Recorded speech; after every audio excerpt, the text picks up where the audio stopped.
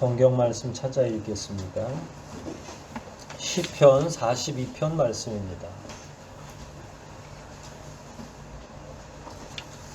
시편 42편 5절 말씀.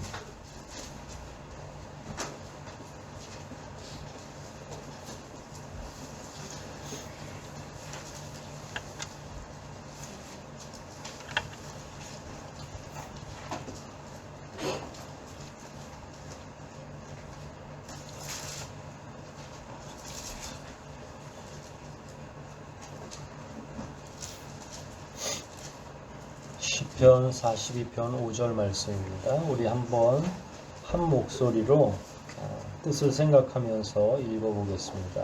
함께 봉독하겠습니다. 내 영혼아 어째서 네가 낙심하며 네 속에서 불안해하는가. 너는 내 희망을 하나님께 두어라. 나는 내 구원이 되시는 하나님을 찬양하리라. 아멘.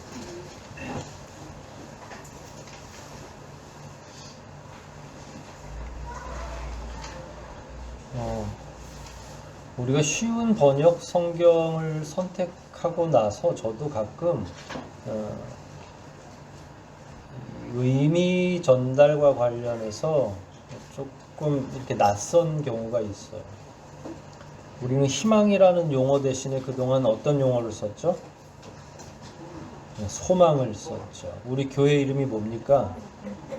하늘 소망교회. 근데 이렇게 이 번역본을 보면 우리 교회 이름을 뭘로 바꾸는 게 좋겠어요? 네. 그러면 아이들도 이해하기가 되게 쉽겠죠. 하늘 희망교회, 하늘을 희망하는. 한편으로는 소망이라는 용어가 격이 있고 조금 묵직해 보인다고 하면 희망은 일반 사람들도 되게 잘 사용하죠. 일반 사람들이 대화하는 데는 소망이라는 얘기를 거의 전 들어본 적이 없어요. 다 희망이에요. 그러고 보면 소망이라는 말이 좋으면서도 우리가 복음을 증거하거나 주변 사람들, 잘 알지 못하는 사람들에게 얘기할 때는 소망 대신에 희망이 훨씬 더 친숙하게 다가갈 수 있겠다, 이런 생각이 듭니다. 희망은 아마, 소망은 내세적인 용어로 우리가 계속 가지고 있어서 하나님 나라 가는 것, 이런 좀 먼 미래를 이야기한다면, 희망은 마치 금방 우리 손에라도 닿을 것 같은 조금 가벼운 용어. 그래서 오늘은 그냥 소망이라고 하지 않고 번역 그대로 희망이라고 친숙하게 제목을 달아봤습니다. 방금 전에 말씀드린 것처럼 소망이 내세와 영생에 대한 이야기를 주로 담고 있고 그 용어가 매우 중요한 건 맞죠. 희망은 그것에 대한 쉬운 번역이니까. 하지만 이 땅에서 사는 동안, 그 기간 동안에도 희망을 놓치지 않는 게 매우 중요합니다. 희망이 없으면 어떻게 될까요? 이 땅 살아가는 동안에 희망이 없으면 여러분 표정은 어떻게 변할 것 같아요? 희망이 없는 사람들의 표정, 그 연속극에 가끔씩 나오잖아요. 희망이 없는 사람은 어떻게 표정을 짓고 어떤 행동을 하고 어떤 제스처를 하고 있는지 우리가 다 말로 할 수는 없지만 밝지는 않을 거예요. 우리는 분명히 하나님의 나라에 가게 되어 있죠. 그런 소망을 가지고 있어요. 그런데 거기 가기까지는 굉장히 오랜 시간 동안에 어디에서 살고 있어야 돼요? 이 땅에서. 그래서 내세와 영생에 대한 소망도 너무 중요하지만 이 땅에서 적절하게 자기의 영혼을 다룰 줄 아는 희망에 대한 이야기가 필요한 거죠. 오늘은 그런 이야기를 좀 나누려고 합니다. 이 시대를 좀 달리 표현하면 낭망의 시대다, 이렇게 생각해요. 낙심의 시대. 혹시 여러분 가운데, 저는 아주 없으리라고 생각하지는 않는데 그럴 수 있습니다. 혹시 여러분 가운데 매일매일 아침 일어나실 때마다 희망 가운데서 막 일어나시는 분이 계신가요? 어떻게 그렇게 1초도 안 돼서 아니라고 말씀을 좀 고민을 해보셔요. 나는 정말 희망 가운데 일어나는지 아니면 늘 고통스럽고 어렵고 낙심한 가운데 참 가슴 아픈 대사들이 있죠. 내일 아침에 눈을 안 떴으면 좋겠어. 그 굉장히 그 염세적인 대사인데 요즘에는 가끔씩 그런 대사들이 연속극에 진짜로 등장하는 거예요. 어떤 시대라는 거예요, 지금은? 희망이 넘치는 시대예요? 낙심이 넘치는 시대예요? 예. 근데 우리의 과거를 돌이켜보면 여러분들은 언제 막 희망이 있었어요? 또 별로 이렇게 기억이 나질 않아요. 우리는 늘 지나간 시간도 이렇게 돌이켜보니까 그냥 힘들고 낭망하던 시간이 훨씬 더 많았지 않을까. 그런데 또 앞으로도 우리가 상상력을 동원해 보니까 뭐 그렇게 대단히 희망적일 것 같지도 않다.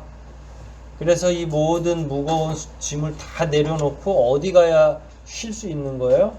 예, 그 하나님 나라. 그렇다고 너무 피곤해서 빨리 하나님 나라 가기도 좀 그렇고, 똥밭에 굴러도 또 이승이 낫다고 저승보다는 사람들이 옛말에 다 그렇게 이야기를 했잖아요. 뭐가 나은 건지 모르겠지만 여하튼 우리는 참 불행하다고 느끼면서 살아가는 사람들이 아닌가 그렇게 보여집니다. 그리스도인들도 여지없이 많이 그래요. 무엇이 우리를 힘들게 합니까? 여러 요인이 있죠. 외부적인 요인도 있고 내부적인 요인도 있고. 외부적인 요인은 가장 큰 요인이 뭐가 있을까요? 여러분과 저를 불행하게 만들고 희망이 없게 낙심한 상태로 살게 하는 것.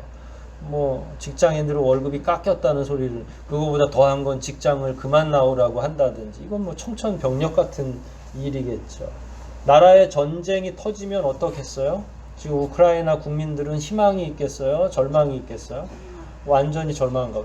거대한 외부적인 여건 때문에도 우리는 낙심하고 절망 가운데 있죠. 경제적인 위기 어때요? 요즘에 우리는 근본이 가난해서 좀 더 힘들긴 하지만 막 영혼까지 끌어다가 아파트 산 사람들은 올해 말 내년 초까지 어떻게 버틸지 모르겠어요. 경제적인 위기가 그렇게 무서운 거죠. IMF 다 거쳤잖아요. 여기 계시는 40대, 50대 분들은, 적어도 그 이상 되시는 분들은 벌써 20몇 년 전에 IMF 터졌을 때 얼마나 고통이 가중됐는지를 다 알고 계시죠. 이제 그런 시대가 한 번 더 온 거예요.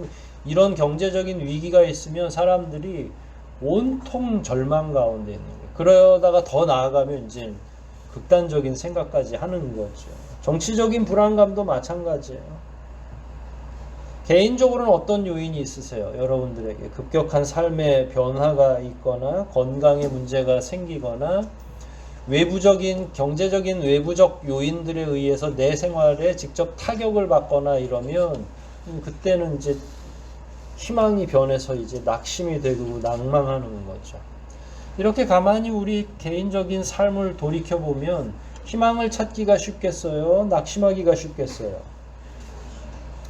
낙심하기가 훨씬 더 쉬운 거죠. 희망을 어떻게든 좀 끄집어 내보고 싶어도 잠시지. 하루에 24시간 중에 잠시 소망을 꿈꿀 수는 있지만 계속 행복하기가 어렵죠. 참 우리가 이런 시대에 이런 삶을 살아가고 있는 거예요. 물론 우리 모두가 언제나 희망 중에 살 수는 없어요. 하지만 반대로 낙심하는 일에, 낭망하는 일에 지속적으로 노출되고 그렇게 되면 저하고 여러분의 영혼 자체가 심각하게 피곤해지고 피폐해지고 소망이 없어지니까 힘이 하나도 나지 않아요. 하나도 세상의 모든 것 가운데 재미있는 게 없는 거죠. 낙심이 계속되면. 희망을 계속 가지고 살기도 어렵지만 그렇다고 낙심이 방치되거나 그 낙심한 상태를 모른 척하고 놔두면 이제는 그 다음에 우리의 영혼이 꽉 눌리고 잠식당한다는 거예요. 물속에 완전히 가라앉아 버려가지고 다시 떠오르기가 어려운 거죠. 믿는 사람들도 용 빼는 재주가 없는 거예요. 낙심을 잘못 다루면 삶의 의욕이 이뤄지죠. 희망이 하나도 없는데 뭘 보고 살겠어요. 그렇게 되면 삶의 의욕을 다 잃은 사람들은 어떻게 돼요? 모든 끈을 놓아버리는 거죠. 우리는 심심치 않게 그런 이야기를 듣습니다. 가장 충격적이었던 소식 가운데 하나는 한 3개월, 4개월 된 것 같아요. 일가족이 좋은 차 타고 진동가 어딘가 가가지고 2, 3일 있다가 물속으로 빠져 죽기로 작정하고 차를 선착장 밑으로 그냥 끌고 가서 수면제 먹고 거기서 다 어린 아이까지. 끔찍한 일이죠. 그런데 돌이켜보면 물론 거기서 잘잘못을 따지면 안 돼요. 그럼 빚을 내지 말았어야지, 사업을 하지 마, 이런 문제가 아니라 희망의 끈이 사라지니까 우리가 생각할 때 우리가 만일 조언을 하라고 그래도 사는 게 낫지, 어떻게든 사라지는데 라고 얘기할 수 있지만 방금 전에 말씀드린 것처럼 낙심한 상태가 계속되고 그 낙심이 우리의 영혼을 눌러버리면 더 이상 좋은 생각으로 헤어나올 수가 없는 거예요. 우리가 생각하면 사는 게 죽는 것보다 더 어려운데 살아내지, 그래도 죽으면 그냥 끝난다고 사람들이 생각하니까 원인과 결과를 따질 것 없이 그게 이미 오랫동안 낙심이 그 사람들의 영혼을 야금야금 잠식해가지고 자기가 방어할 힘이 하나도 남아있지 않은 거예요. 여러분들이 혹시 지금 낙심의 과정이라면 이런 내용들을 좀 깊이 묵상할 필요가 있는 거죠. 그렇다고 해서 무조건 희망을 가져라, 이 내용은 아니에요. 이제 교회의 약점이 여기서 드러나는 거죠. 교회는 어떻게 가르쳐요?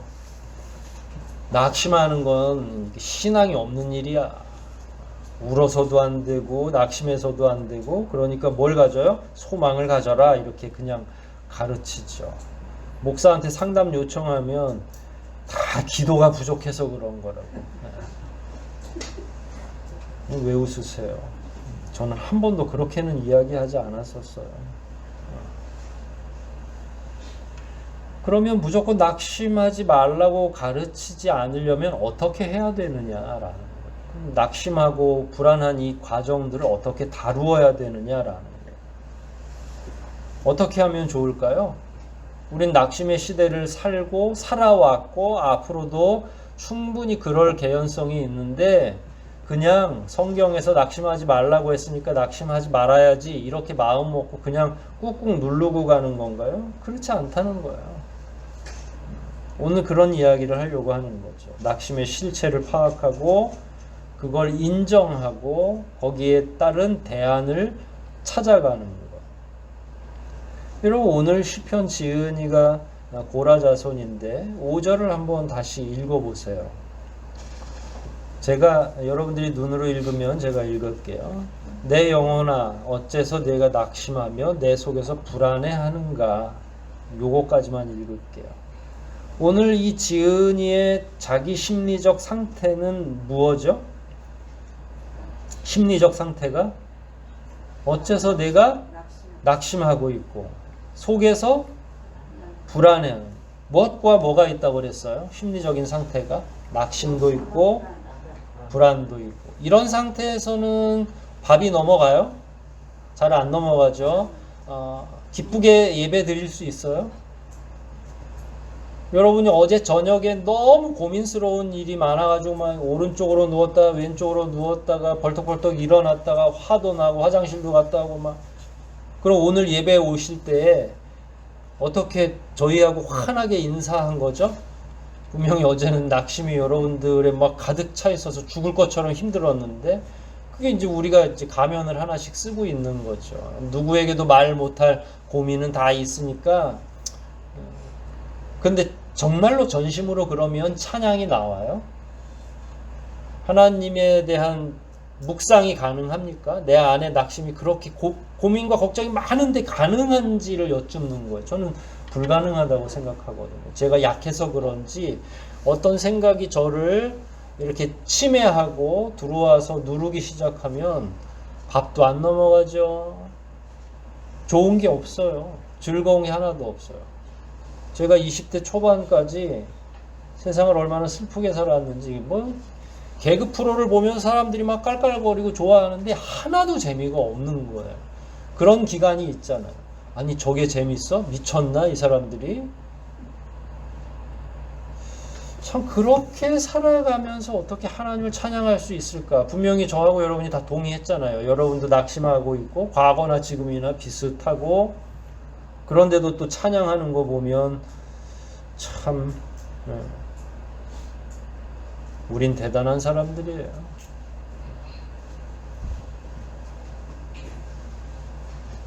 우리 각자의 상태를 파악하고 인정하기가 어렵죠. 사실은. 이게 문서로 남의 거 볼 때는 괜찮아요. 예를 들어서 42편을 제가 수요일에는 제가 10편을 강의하고 있잖아요. 그러면 40편 5절 내용은아 내가 어째서 내가 낙심하며 내 속에 불안해하는고, 그러면 사람들이 아이고 지은이가 낙심했구나, 불안하고 있구나, 그리고 저도 그걸 열심히 해설하겠죠. 그런데 이게 내 문제로 돌아왔을 때는 이거 잘 감지를 못해요.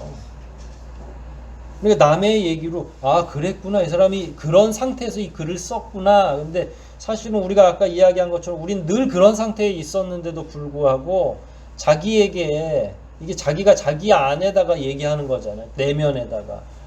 여러분 스스로에게 이 이야기를 한번 해보세요. 5절을 자기한테 해보세요. 이 고라자손이 지은 건데 고라자손이 지은 거라고 생각하지 말고 여러분 스스로에게 한번 해보시라고요. 누구야? 왜 낙심하냐? 왜 속에서 그렇게 불안하고 있어?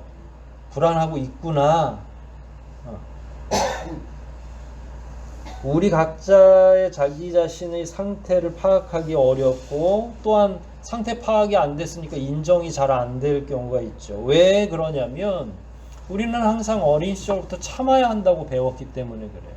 교회에서만 그렇게 가르치지 않아요. 어린 아이들 유치원 정도 다녀도요, 어머니들이 얼마나 용감하게 키우려고 그러는지 모르겠어요. 막 달려가다가 아이가 하나가 넘어졌어요. 그러면 무릎이 깨지든지 손에 약한 찰과상 같은 게 있죠. 그럼 피가 조금 보이죠. 그럼 어머니들이, 요즘 어머니들은 모르겠어요. 같이 막 아파할 수도 있고, 그런데 대부분의 어머니들은 뭐라고 하냐면, 그건 저 또한 마찬가지였어요. 일어나. 괜찮긴 뭐가 괜찮아. 지금 아파 죽겠는데. 그 다음에 이렇게 울려고 그러면, 아이고, 울면 용기가 없는 사람이지. 이렇게 넘어졌는데도 안 울었어? 훌륭하네. 그러니까 우린 뭘 배우고 있는 거예요, 계속? 아파도 울지 않는 게 훌륭하고 용기가 있는 사람이라는 거죠. 교회에서는 또 어떻게 가르쳐요? 교회에서는 신앙인의 삶의 시련이라고 하는 건, 인생을 살아가는데, 신앙인의 인생을 살아갈 때 시련은 삶의 자양분이라고 가르쳐요. 이거 되게 중요한 거야. 젊어서 고생은 사서독. 이게 교회에서 나왔는지도 모르겠어요. 시련을 잘 견뎌야 잘 연단되고 그 사람이 나중에 아주 강한 군사가 되는 거예요. 아니, 여기가 사관학교도 아닌데 왜 그렇게. 여러분 가운데 여러분이 속한 공동체, 그게 전도회든 청년들이든 교사 모임이든, 이런 표현을 쉽게 할 수 있으세요?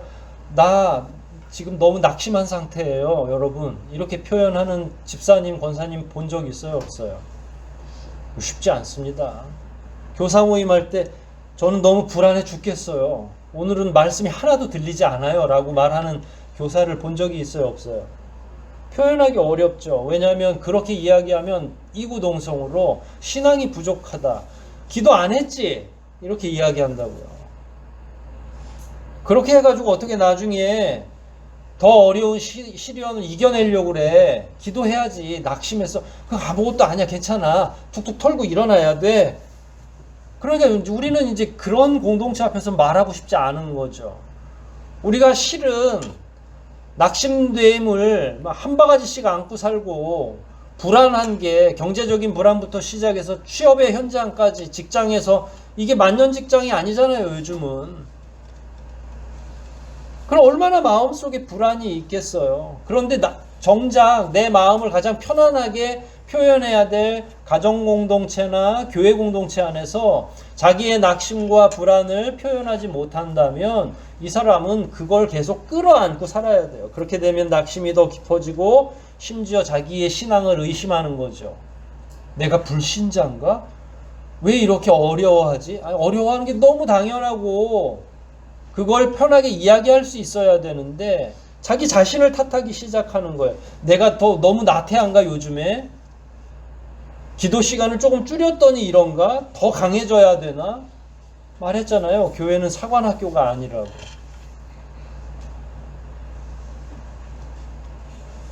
그렇게 대처하는 건 좋은 대처가 아니죠. 성경적인 대처도 아니라고 생각해요. 하나님이 힘들어서 옆에서 어깨를 들썩거리고 막 우는 그 친구를 향해서 하나님이 야 이놈아, 못난이 같은 놈, 못난 놈, 일어나, 어서 일어나, 이렇게 하지 않으신다. 탕자의 비유에서 아들이, 둘째 아들이죠. 아유, 그렇게 이상한 놈이 어디 있어요. 아버지 돌아가시기도 전에 유산 상속 다 받아가지고 타국에 가서 흥청망청, 그러고 나서 이 아들이 낙심을 한 거예요. 돈이 하나도 없어졌잖아요. 어떻게 하면 좋겠니? 미래에 대한 계획이 하나도 없죠. 그게 낙심이고 그게 불안인 거예요. 그럼 어떻게 해야 돼요? 이 정도 회복되지 않으면, 기독교 세계관이 없다면 이 사람 목을 매야 되는 거예요. 아니면 서울역 같은 데로 가서 그냥 노숙자의 삶을 사는 거죠. 왜냐면 더 이상은 어떻게 할 도리가 없는 거예요. 근데 낙심하지 않아도 된다는 사실을 발견하게 된 거예요. 왜냐면 그건 내 아버지께로만 가면 차라리 내가 빌어먹더라도 아버지한테 빌어먹는 게 낫겠다고 생각한 거예요. 그러니까 해답이 있었던 거죠. 근데 만약에 평소에 아버지가 강하게 커야 된다고 하고, 그리고 마지막 유산 정리할 때 너는 내가 호적에서 팔 테니까 오지 마라고 이야기했다면 이 아들은 더 이상 진짜 희망이 없는 거죠. 근데 그 아버지가 누구를 투영하고 있냐면 하나님을 투영하고 있는 거예요. 살인문을 늘 열어놓는 거예요. 아들이 다시 올까봐, 언제 올지 모르니까 문을 늘 열어놓고 시간만 되면 저기 멀리 그 자기 집으로 난 길을 기웃기웃, 그게 하나님이시거든요. 그분은 한 번도 우리를 강하게 키울 의지가 있으신 분이 아니에요. 필요에 따라서 강함이 필요하면 그분이 나서는 거죠. 전쟁 나갈 때 우리 특별 훈련 안 시켰어요. 이스라엘 백성 한 번도. 누가 대신 싸우는 거예요? 하나님이 대신 싸우잖아요. 어떻게 금지옥엽에 아이들을 내보내겠어요, 하나님 입장에서. 그런 하나님이 꾹꾹 참으라고 그런다고요? 그건 우리 신앙이 성숙해서 그래 이 정도는 내가 믿음으로 이겨야지, 이런 경우는 괜찮아요. 하지만 내가 지금 심각한 낭망 상태에 있음에도 불구하고 우리 하나님에 대한, 아버지에 대한 오해 때문에 울지도 못하고 찾아오지도 못한다면 그건 완전히 오해라는 거예요. 하나님은 한 번도 우리에게 그걸 요구하지 않으셨다. 그런데 왜 그런 신화가 생겨서 참는 게 미덕이고 신앙인은 무조건 울어도 안 된다고 가르쳤는지는 저도 잘 모르겠어요. 그게 소망이 너무 많아서 그런 건지. 그런 면에서 우리 신앙인들도 스스로 자기를 점검하고 정직하게 표현할 필요가 있는 거죠. 많이 늦었죠, 사실은. 우리들은 이렇게 표현 잘 못할 것 같아요. 오늘 본문을 좀 더 쉽게 어린이 버전으로 좀 생각해 보면 이렇게 얘기한 거예요. 나는 심각하게 지금 낙심했어요. 심지어 불안하기도 해요. 이거 교회에서 듣도 보도 못한 얘기죠. 한 번도 우리끼리도 이야기한 적이 없고 나 스스로도 여러분 각자도 이런 생각을 해보지도 않았을 거예요. 왜냐면 낙심이 올라오면 이게 사탄이 주는 감정처럼 느껴져서 이게 어디로 올라와? 그리고 확 누르고, 근데 또 기도는 또 안 되고. 이 이야기는 자기의 내면을 표현한 거잖아요. 만일 하나님께서 이런 인생들의 자기 고백을 원치 않았으면 이게 시편에 남아 있었겠어요? 사라졌겠어요? 야, 자기 연민에 그만 빠지고 이런 얘기는 때려치워, 없애버려, 이렇게 하셨겠죠. 나는 너처럼 이렇게 연약한 아이는 자녀로 삼을 생각이 없어 라고 생각하시고 시편에서 제외해버렸겠죠. 그런데 자기의 낙심과 자기의 불안을 그대로 토해냈는데 그걸 후대 사람들이 읽고 공감하고 다음 단계로 나아갈 수 있도록 성경에 하나님이 존치시킨 이유는 하나님이 인정하신다는 거예요. 저와 여러분의 그 연약함을 들으시겠다는 거예요. 말씀만, 여러분들이 말만 하면. 하나님께서 이런 고백을 인정하고 아버지 앞에 이런 내밀한 내 영적인 상태를 편하게 고백하는 걸 기다리고 계시는 거죠. 그러기 위해서는 우리 스스로가 자기 자신의 영적인 상태, 심리적인 상태를 면밀하게 관찰할 필요가 있죠. 나는 낙심한 건지 안 한 건지. 여러분의 영혼 상태는 어때요?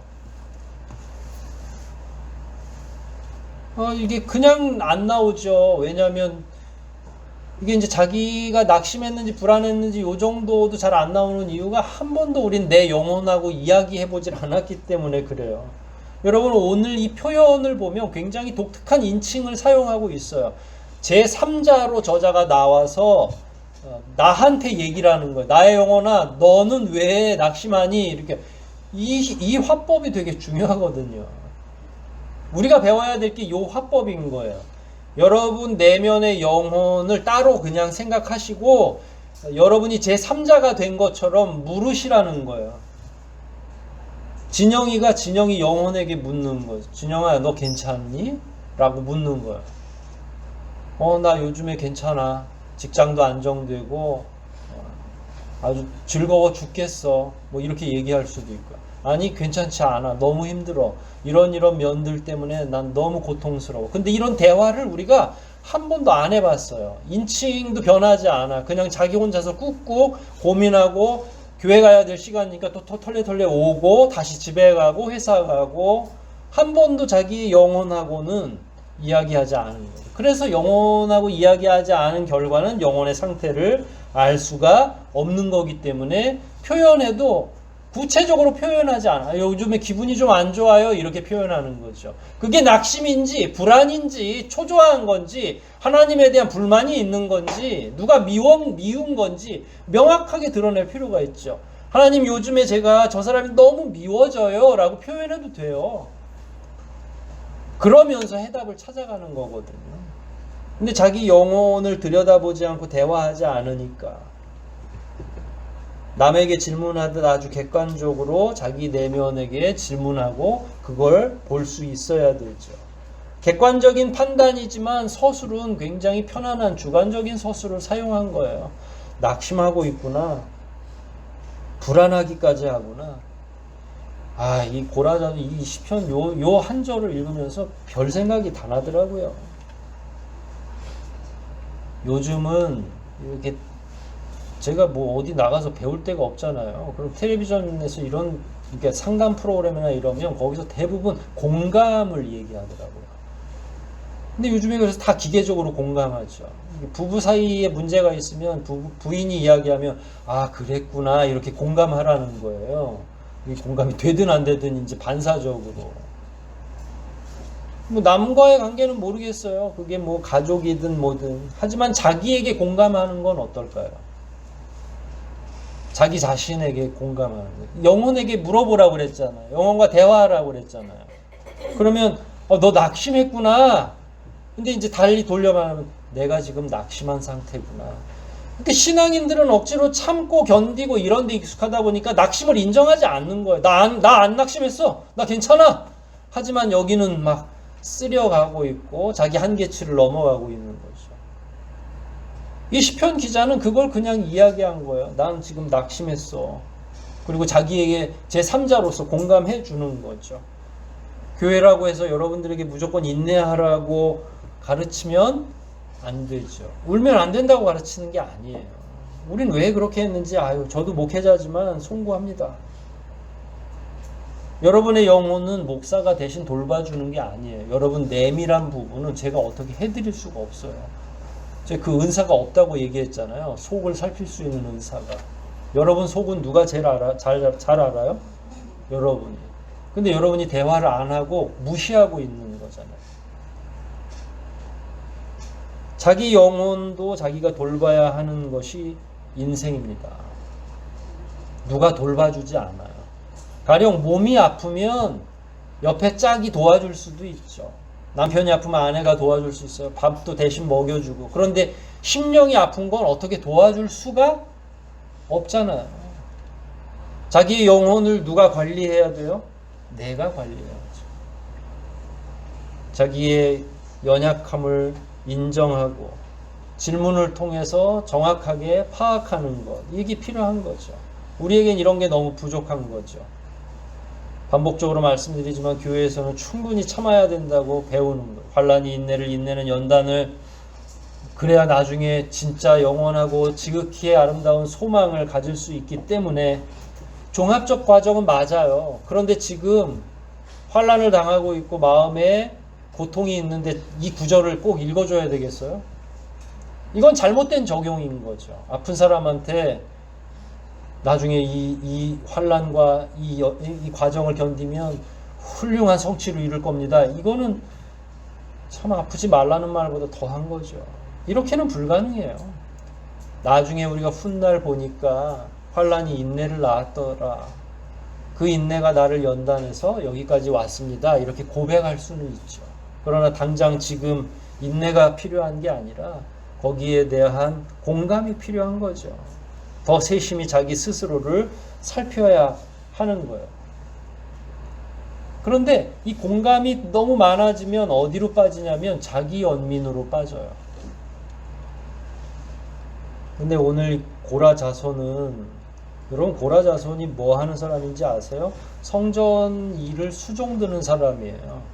그러니까 목사하고 비슷하게 성전 안에 와서 성전 일들을 이제 거기 하나님께 제사 드리는 도구나 이런 것들도 갈고 닦고 보관하고 그런 일들을 종합적으로 맡아 하는, 그러니까 예배에 굉장히 친숙하게 있는, 예를 들어 지금 같은 경우는 승재 형제 정도가 되는 거죠. 이 앰프도 만져주고 여러분들이 최적의 상황에서 예배할 수 있도록 도와주는, 그게 이제 고라 자손이. 그러면은 그 사람들은 실력이 있겠죠. 그러면 답을 알아요, 몰라요? 이 사람들은 어디로 나아가야 될지를 하나님 말씀을 늘 알았는데 대답을 아는 거죠. 하나님을 늘 가까이서 모셨는데 대답을 모르겠어요. 그래서 자기 연민에 빠지지 않고 자기의 상황을 파악을 했으니까 그 다음에 어디로 가야 되는지를 아는 거죠. 그래서 5절 다시 읽어볼게요. 내 영혼아 내가 어째서 내가 낙심하며 내 속에서 불안해하는고. 그래놓고 이렇게 권고합니다. 자기에게. 너는 내 희망을 하나님께 둬야 돼. 자기 자신에 대한 파악이 끝난 다음에는 대답을 알고 있는 거예요. 근데 이게 중요한 게, 목사님한테 상담하러 오면 99% 뻔한 대답을 얻으실 거예요. 앞으로 제가 장담합니다. 그리고 저는 항상 저한테 기도 부탁할 때 제가 꼭 하는 말이 있어요. 기억하실지 모르겠는데, 제 기도보다 여러분 스스로의 기도가 더 중요합니다라고. 기억나세요? 여러분들은 기억 못 하실 수도 있어요. 여러분, 제 기도보다 실제로 자기가 자기 기도하는 게 제일 중요해요. 이것도 마찬가지죠. 조언을 들어야 되는데 뻔한 조언 말고, 이미 존재해요, 뻔한 조언은. 누구한테 조언을 듣는 게 좋겠어요? 자기 스스로에게. 내가 신앙인으로 여태까지 살았고 앞으로도 그럴 건데, 그러면 이렇게 낙심되고 불안할 때 나는 그러면 어디다 희망을 두면 좋겠어? 쾌락을 좇을 거야? 그런 사람 많거든요. 애따 모르겠다. 그래서 빚져서 차 사고 빚져서 놀러 다니고 그래요. 실제로. 어차피 안 되는 거 뭐. 그건 잘못된 조언이죠. 신앙인으로서 여러분들은 여러분이 낙심하고 있고 불안해하면 어떤 조언을 여러분에게 드리고 싶어요? 당장 이 말은 안 하셔도 돼요. 너는 내 희망을 하나님께 두어라. 이거는 이미 또 교과서에 나와 있는 거니까 당장 여기까지 안 가더라도 그래 그러면 좀 쉬어야지 뭐 이렇게 얘기해 줘도 괜찮아요. 교사를 오랫동안 하잖아요. 지금은 뭐 피곤할 일은 없을 거예요. 애들이 안 나오니까. 근데 사실 그것도 스트레스거든요. 선생님들이 숫자가 더 많은 게 이제 막 굉장히 스트레스예요. 근데 애들이 너무 많고 막 장난꾸러기 많은 반을 맡은 교사들은 쉰다 그러면 전 쉬라고 그래요. 1년 정도 쉬시라고. 근데 한 3주 쉬면 몸이 근질근질 합니다. 계속 교사했던 분들은. 쉰다고? 뭐가 어렵다고 이놈아. 너 지금 사탄이 너를 힘들게 하는 거야. 기도하고 당장 다음 주부터 다른 반까지 다 맡아야 될 것 같아. 이렇게 할 수도 있겠죠. 그건 남의 얘기예요. 근데 여러분이 여러분에게 대답을 해줘야 되잖아요. 공감했으면 어떻게 대답할 거냐라는 거예요. 그리고 나서 그 과정이 지나면 성경에 나와 있는 이 답을 얘기할 수 있는 거죠. 과정을 지나서. 아파 죽겠는데 성경에 너는 내 희망을 하나님께 두어라 그랬으니까 그냥 억지로 이 얘기를 하는 게 아니라 과정이 있어요. 저는 그 과정이 여러분 가운데 있기를 원하는 거죠. 우리도 이 대답은 알죠. 사실은 하나님께 희망을 두어야 된다는. 그런데 저자와 다른 점은 대답을 찾아가는 과정이 다르다는 거예요. 우리랑. 그래서 우리는 너는 내 희망을 하나님께 두어라 그래놓고 또 다음날 또 낙심해요. 진짜 희망이 들어오지 않았기 때문에 그런 거예요. 저는 과정이 충분히 있어야 된다고 생각하는 거죠.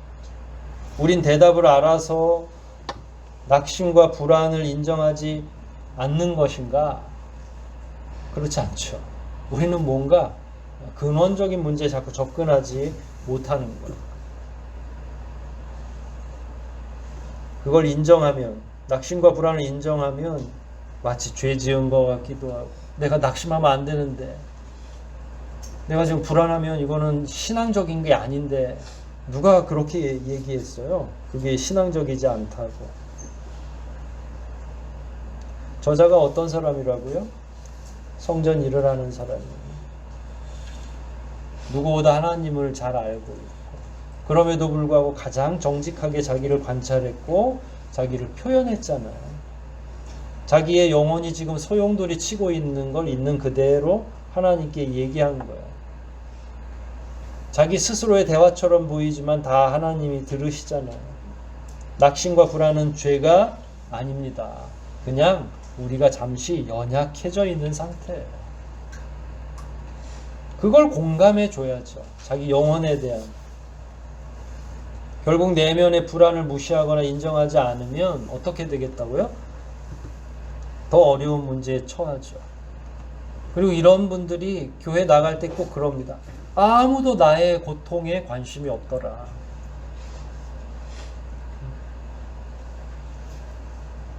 관심이 있으면 뭐라고 얘기하겠어요? 참아야지. 이렇게 얘기하겠죠. 그러니까 참 악순환이 계속 되는 거죠.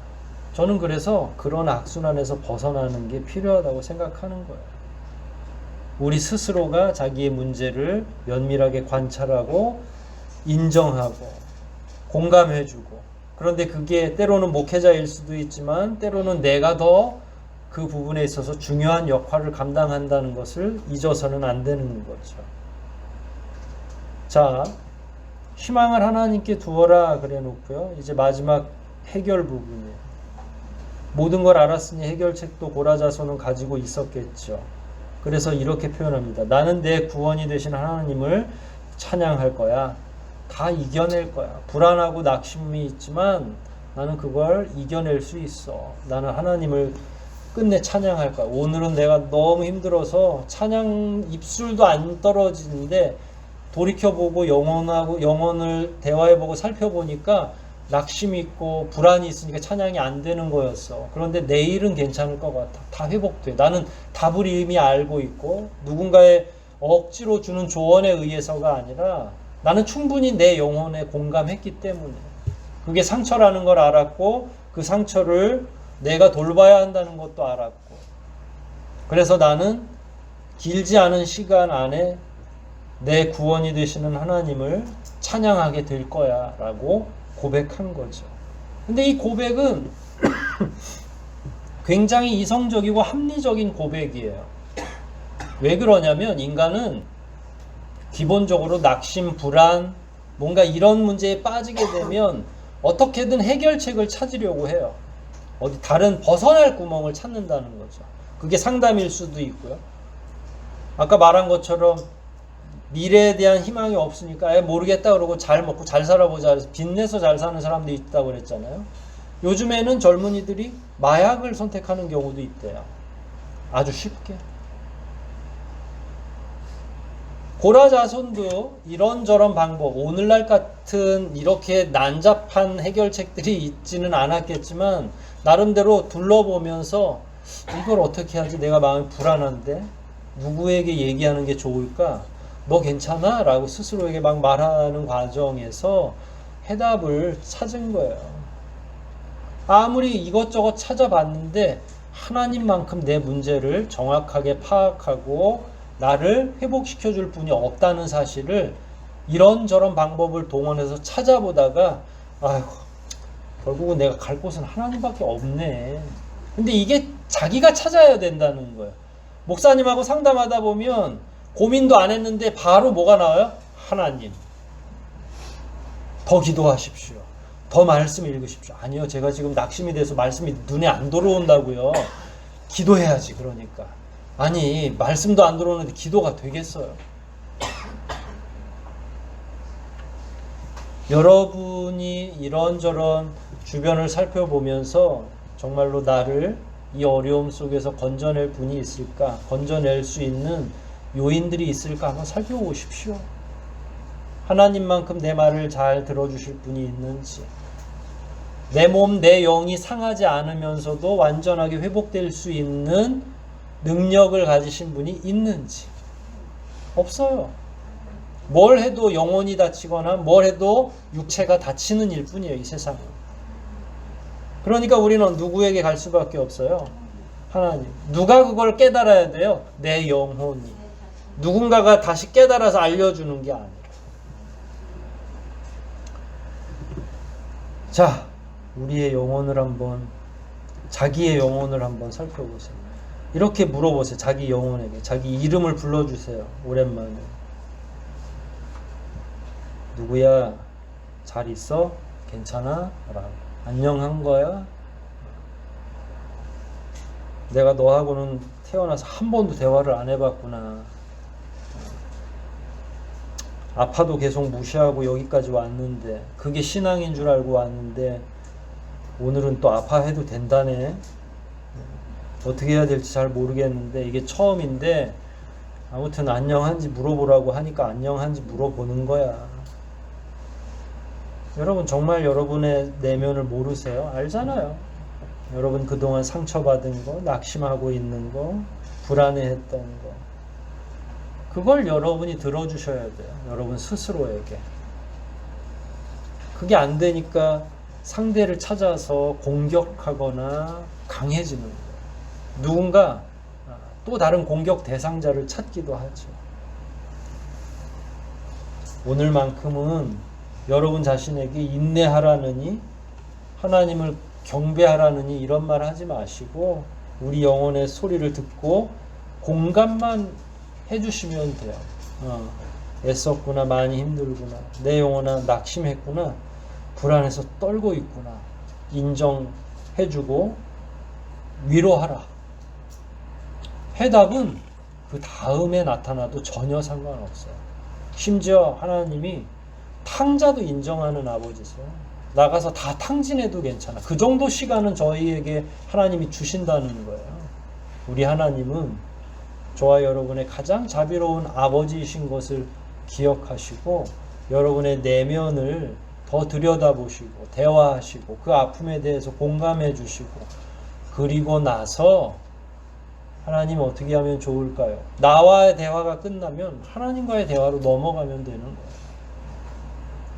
그래서 진짜 사랑이 넘치는 하나님, 나와 대화해 주시는 하나님을 한 분도 빠짐없이 만나시고 위로받으시기를 주의 이름으로 축복합니다. 우리 말씀들 생각하면서 이 시간 기도하십시다. 그리스도인의 희망이 어디에 있는지, 우리는 왜 낙심하고 있는지, 왜 우리는 불안한지, 왜 이 문제가 해결되지 않는지, 왜 우리는 그동안 낙심하면 안 된다고 배워왔는지, 왜 나 혼자 꾹꾹 참아왔는지, 이런 내용들을 내어놓고 내 영혼아 어째서 내가 낙심하며 내 속에서 불안해하는가, 이 말씀을 여러분들이 위로의 말씀으로 받으시면서 더욱더 하나님께 답을 찾아가는 우리 모두가 되게 해달라고 통성으로 기도하십시다.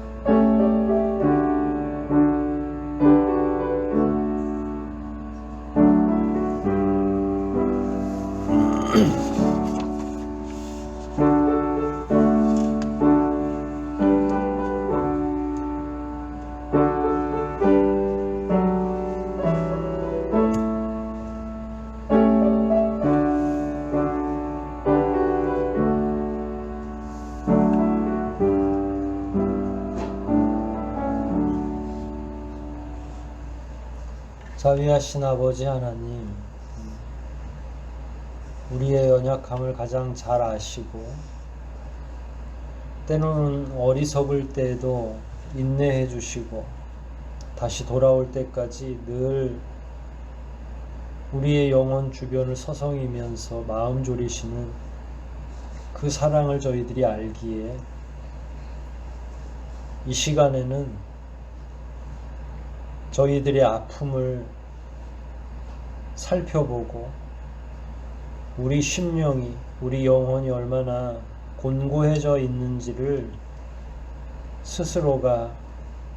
스스로와의 대화를 통해서 알고자 합니다. 저희들이 믿음이 없어서 지금 낙심한 게 아니고 신앙이 약해져서 불안해하는 게 아니라 이 세상이 험하고 말씀대로 살려고 하는 저희들은 너무 연약해서 갖게 되는 낙심과 불안입니다. 아버지 하나님, 우리가 어떻게 하면 좋겠습니까? 우리에게 무조건 견디라고 하실 것인지요? 아버지의 성품을 따라 생각할 때 전혀 그런 아버지가 아니라는 사실을 저희가 잘 알고 있습니다. 하나님, 돌아가서라도 자기 자신과의 대화를 멈추지 않고 가장 정직하게, 그리고 가장 밑바닥에 있는 손상된 우리의 영혼, 상처받은 심령을 정직하게 끄집어내고 그 과정을 통해서 하나님께 갈 수 있도록 도와주시옵소서. 실패가 두려운 것이 아니라, 곤고함이 두려운 것이 아니라, 낙심이 두려운 것이 아니라 지속적으로 이 문제를 담가놓고 아버지께 이야기하지 못하는 것이 가장 두려운 현실인 것을 잘 기억하여 하나님 앞에 기꺼이 우리의 문제를 내어놓고 진짜 해결 방법을 찾을 수 있도록 도와주시옵소서. 모든 것 주님께 의탁하오며 구원자 되시는 예수 그리스도 이름 받들어 기도하옵나이다. 아멘.